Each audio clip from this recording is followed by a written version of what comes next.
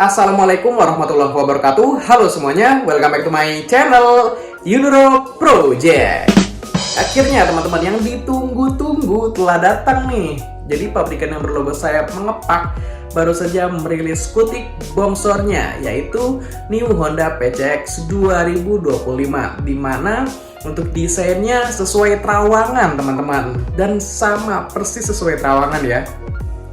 Jadi untuk perubahannya ada apa saja, dan pastinya fiturnya itu berubah teman-teman, desainnya juga berubah, lalu juga pasti ada perubahan-perubahan lainnya. Pokoknya nanti akan kita bahas semuanya pada video kali ini. Terus untuk ada tipe apa aja, harganya, pokoknya kita bedah di video kali ini ya teman-teman. Tapi sebelum gue lanjut, teman-teman jangan lupa like video ini dan subscribe channel ini dulu, supaya gue makin semangat bikin konten seputar roda 2 dan riding gear-nya.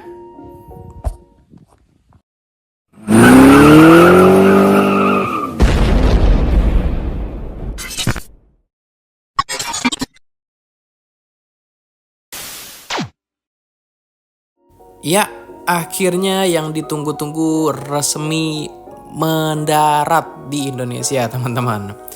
Dari berupa terawangan waktu itu ya, isu-isu, dan akhirnya bener terjadi. Si Honda PCX 160 2025 resmi rilis di Indonesia. Dan banyak banget terawangan yang jebol teman-teman. Malah semuanya kayaknya ya, semuanya terawangannya tuh jebol teman-teman. Jadi bener terrealisasikan di New Honda PCX 160 ini. Nah, emang perbedaannya apa sih kalau dibandingkan dengan versi sebelumnya? Tentu saja dari segi desainnya itu berubah total, teman-teman. Desainnya jadi makin makin tegas ya, teman-teman. Jadi banyak banget yang sudut-sudut lancipnya gitu loh. Apalagi di bagian lampu utama dan lampu belakang. Nah, ini desainnya juga berubah total, teman-teman. Lampu depannya tetap mengadopsi ini ya, seperti huruf V. Tapi di sini DRL-nya itu lebih panjang, teman-teman. Dari bagian tengah sampai ke samping kanan dan kiri.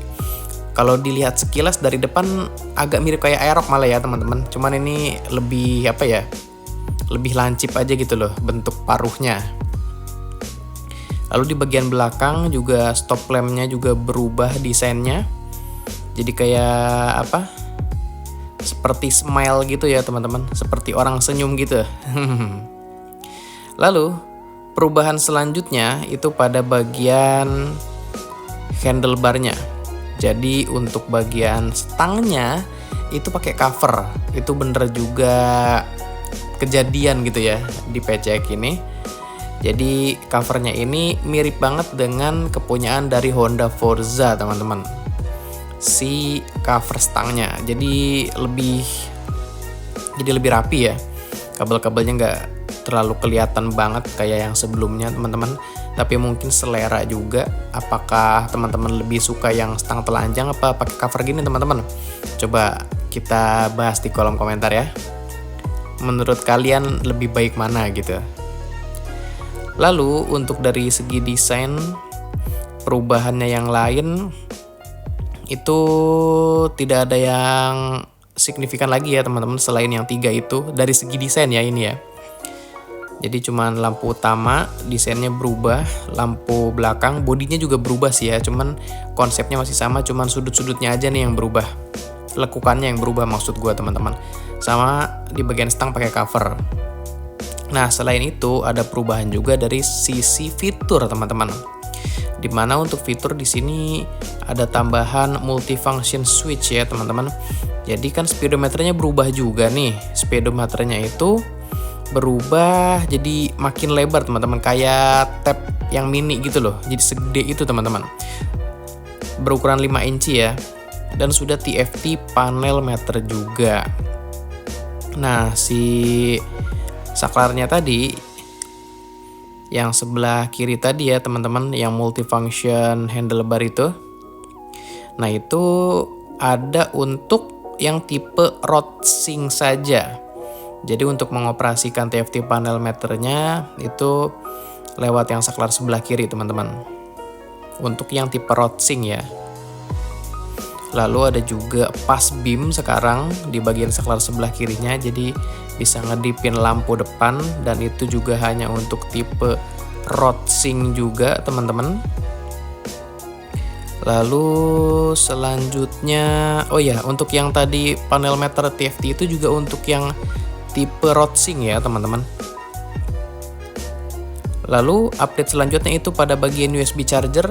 USB charger memang sudah ada dari versi sebelumnya, tapi yang di versi sekarang itu sudah Type C teman-teman, dengan daya maksimal 5 volt 3 ampere.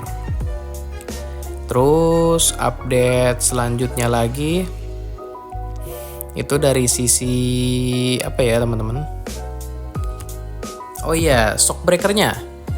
Di bagian shock breaker belakang bener kejadian juga nih dari yang terawangan, dan sekarang bener terjadi untuk shock belakangnya menggunakan shock tabung teman-teman untuk yang tipe rodsing. Nah, jadi tipe rodsing itu apa sih bedanya? Nah, nanti kalau perbedaannya dari tipe ke tipe akan kita bahas di video selanjutnya. Pokoknya tipe rodsing ini adalah tipe tertinggi dari Honda PCX 160 2025 teman-teman. Lalu di PCX 160 ini juga ada fitur baru lagi teman-teman, yaitu berupa Honda Rodsing. Nah, rodsing yang kita sebut tadi ini adalah fitur sebenarnya. Jadi fitur Honda Rodsing ini bisa terkoneksi ke motor si handphone kita ya, melalui aplikasi Honda Rodsing yang tadi sudah kita omongin teman-teman. Jadi kalian bisa nyetel lagu dari yang aplikasi itu lewat speedometer ya. Terus bisa juga buat navigasi. Selain itu bisa juga muncul notifikasi ya, kayak SMS atau telepon. Itu masuk semua teman-teman, atau ada panggilan masuk, itu masuk semua ke speedometer. Jadi itu untuk yang tipe rodsing saja, makanya speedometernya berbeda untuk yang tipe rodsing dibandingkan dengan yang tipe biasa. Jadi kurang lebih seperti itu teman-teman untuk perbedaan dari Honda PCX 160 2025 dengan yang versi sebelumnya. Kalau masalah yang lain itu masih sama, yang ada di PCX 160 sebelumnya itu masih ada semua di sini, tidak ada yang dihilangkan. Jadi di-upgrade semua malah di PCX terbaru ini. Lalu untuk PCX 160-nya sendiri, kalau dari segi spek mesin sebenarnya masih sama teman-teman, tidak ada perubahan, masih berkubikasi 156,9 cc, 4 langkah, 4 valve, berpendingin cairan dengan teknologi ESP+. Pastinya sudah injeksi ya. Lalu perbandingan rasio kompresinya itu 12:1 dan diameter langkahnya 60 x 55,5 mm. Dengan spek mesin tersebut, power yang bisa dihasilkan sebesar 16 PS pada putaran mesin 8.500 rpm dan torsi puncak di angka 14,7 Nm pada putaran mesin 6.500 rpm. Nah, mungkin teman-teman banyak yang bertanya, apakah sasisnya sekarang ganti pakai SAF? Enggak teman-teman. PCX 160 dari yang generasi kedua, ketiga, keempat, generasi 1 lah ya sampai sekarang itu masih pakai double cradle. Jadi masih pakai yang besi tubular gitu ya teman-teman. Untuk sasisnya. Kalau untuk ukuran velg, ban juga kurang lebih masih sama. Velgnya masih pakai velg palang yang sama desainnya, yang dibalut dengan ban berukuran 110/70 ring 14 untuk ban depan dan 130/70 ring 13 untuk ban belakang. Dan pastinya sudah tubeless nih teman-teman bannya. Sementara untuk pengeremannya, di sini ada fitur anti-lock braking system, ada yang CBS juga tergantung tipenya, dan sudah pakai cakram ya di bagian depan dan belakang. Oke teman-teman, jadi kurang lebih seperti itu ya.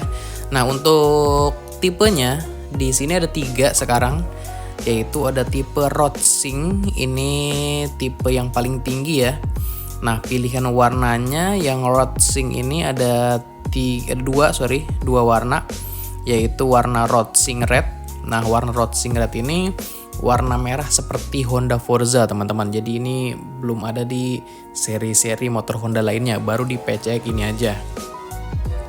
Lalu warna yang kedua ada Racing Matte Black, teman-teman. Nah, selanjutnya tipe yang kedua itu ada tipe ABS. Di tipe ABS ini ada 4 warna ya. Yang pertama ada warna Phenomenal White. Lalu yang kedua Phenomenal Matte Red. Yang ketiga Phenomenal Matte Silver. Dan yang keempat Phenomenal Matte Black. Sementara untuk yang tipe CBS ada 4 warna juga. Ada Exceptional White, terus ada Exceptional Red, lalu yang ketiga Exceptional Matte Silver, dan yang keempat Exceptional Black. Jadi itulah ketiga tipe di Honda PCX 160 2025-nya ya teman-teman. Nah, terakhir sebelum closing yaitu untuk harganya, si Honda PCX 160 2025-nya ini dibanderol untuk tipe yang paling murah dulu yang CBS ya teman-teman, itu dibanderol 33.750.000. Lalu yang tipe tengah-tengahnya tipe ABS dibanderol 37.350.000. Nah, yang paling mahal tipe tertinggi itu di tipe ABS Racing yang dibanderol 40.350.000. Semua harga yang gua sebutkan tadi merupakan harga on the road Jakarta ya teman-teman. Jadi memang Honda PCX 160-nya ini yang tipe tertingginya ya, itu malah harganya lebih mahal daripada Honda ADV-nya sendiri teman-teman. Waktu itu kan Honda ADV ini yang paling mahal, tapi sekarang PCX 160. Nah, tapi nggak tahu nih kalau Honda ADV 160 kalau sudah ada versi terbarunya, pasti kemungkinan kan mengadopsi fitur-fitur yang ada di PCX 160 juga. Dan harganya gue yakin sih bisa tembus 41 sampai 42-an nih si ADV 160-nya. Cuman belum ada bocoran sama sekali nih mengenai si Honda ADV 160. Oke teman-teman, jadi menurut kalian bagaimana mengenai new Honda PCX 2025-nya? Silahkan berikan opini dan tanggapannya di kolom komentar. Kalau menurut gue dari segi fitur bagus, pastinya ada tambahan. Cuman dari segi desain gue agak sedikit kurang suka aja sih. Sebenarnya bukan desain ya, tapi lebih ke lampu utama sama lampu belakangnya. Gue lebih suka PCX yang versi ketiga, yang sebelum ini ya pokoknya. Kan yang pertama PCX Thailand, yang kedua PCX 150, dan yang ketiga tuh PCX yang sebelum ini. Nah, ini PCX yang keempat teman-teman. Kalau gue sih dari segi desain lebih suka PCX yang ketiga, tapi fiturnya tentu saja PCX yang keempat. Oke, kalau menurut kalian bagaimana ya? Silahkan berikan opini dan tanggapannya di kolom komentar. Oke, gue rasa cukup sampai di sini dulu informasi yang bisa gue sampaikan. Sebelumnya terima kasih buat teman-teman yang sudah menyempatkan waktunya untuk menonton video gue. Jika video ini bermanfaat, jangan lupa di like dan share. Terus kalau teman-teman punya masukan atau saran buat konten atau buat channel ini, bisa bantu di komen aja. Dan yang terakhir, jangan lupa di subscribe sama nyalain loncengnya juga, supaya kalian mendapatkan notifikasi terupdate-nya. Oh iya, jangan lupa follow juga Instagramnya di @yunoroproject. Karena sebelum gue upload ke YouTube, pasti akan gue informasikan atau gue posting dulu di Instagramnya. So, di Instagramnya nanti bakalan lebih up to date. Oke, gue rasa itu aja dulu. Sampai berjumpa di video seputar Roda 2 dan Riding Gear selanjutnya. Thank you semuanya!